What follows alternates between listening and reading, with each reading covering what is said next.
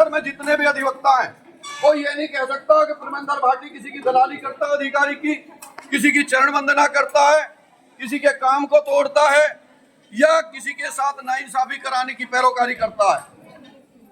कोई व्यक्तिगत लालच यहाँ नहीं है। मेरा एक सपना को मकसद ये था कि मेरे अधिवक्ताओं को आवास मिल जाए और चैम्बर्स मिल जाए। उस समय मैंने अपने खर्चे से नक्शा बनवाया, जो निर्माण एजेंसी कमेटी है हाई कोर्ट की, उसमें भी दिया और माननीय मुख्यमंत्री तत्कालीन से मीटिंग करी और 100 करोड़ रुपए की मैंने बात की। तत्कालीन मुख्यमंत्री इस बात के लिए तैयार थे।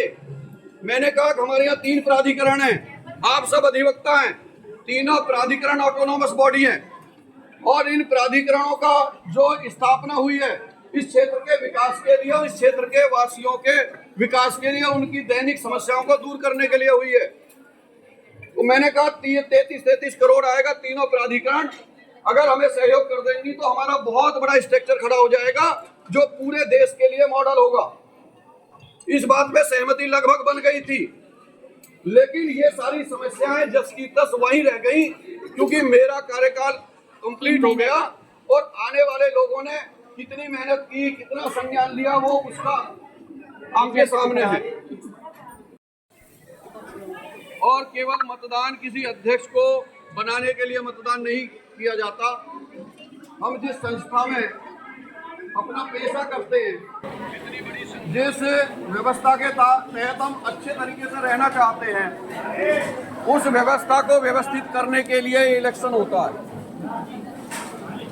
जब आप कार्यकारिणी चुनते हैं, कार्यकारिणी का एक सूत्रीय कार्यक्रम अधिवक्ताओं के व्यवसायिक हित को सुरक्षित रखना, आपके सम्मान को सुरक्षित रखना, बार की गरिमा और गौरव को बढ़ाने का ये चुनाव होता है।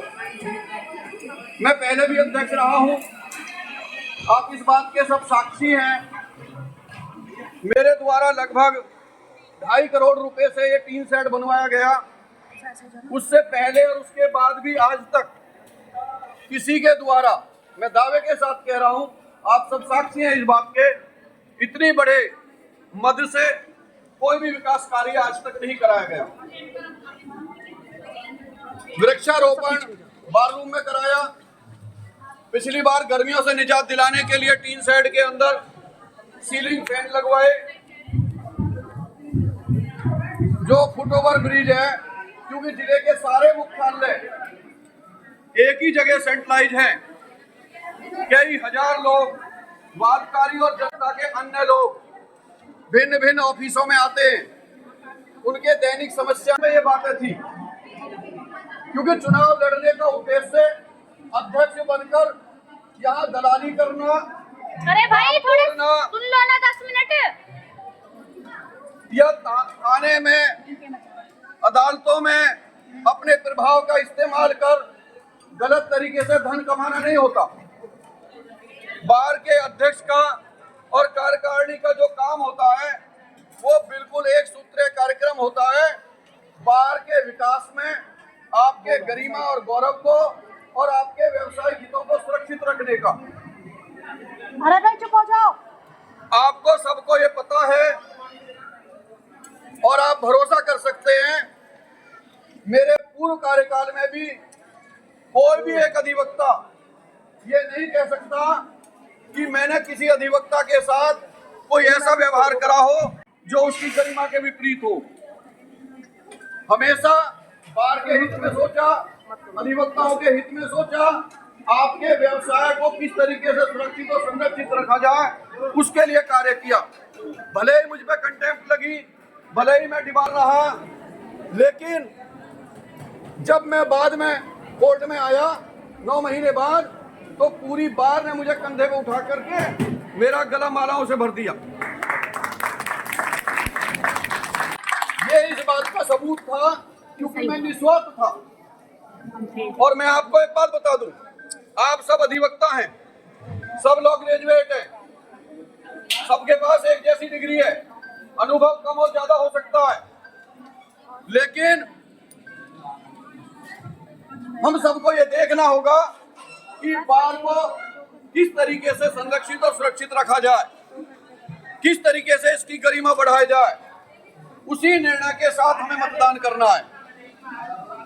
क्योंकि अगर आप निर्भीकता से कार्य करोगे तभी कर सकते हो जब आप निस्वार्थ होगे। अगर मेरा स्वार्थ कमाने का बार में हुआ अध्यक्ष बनकर, तो आप यकीन करना मैं भी आपके लिए निर्भीक होकर कार्य नहीं कर सकता।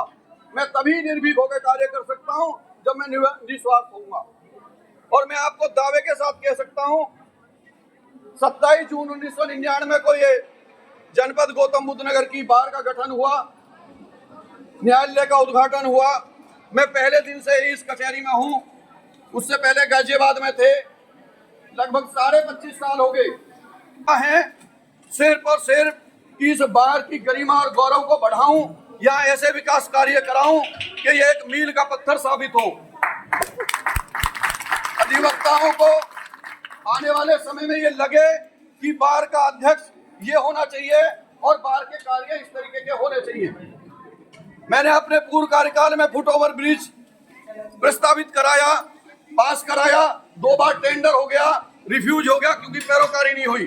और कोई 1 साल और 2 साल 6 महीने में पूरे 8 साल हो गए इन कामों को। मैंने 60 लाख रुपए टॉयलेट के लिए पास कराया, 7 लेडीज और जेंट्स के लिए, वो लैप्स हो गए पैरोकारी ना करने की वजह से।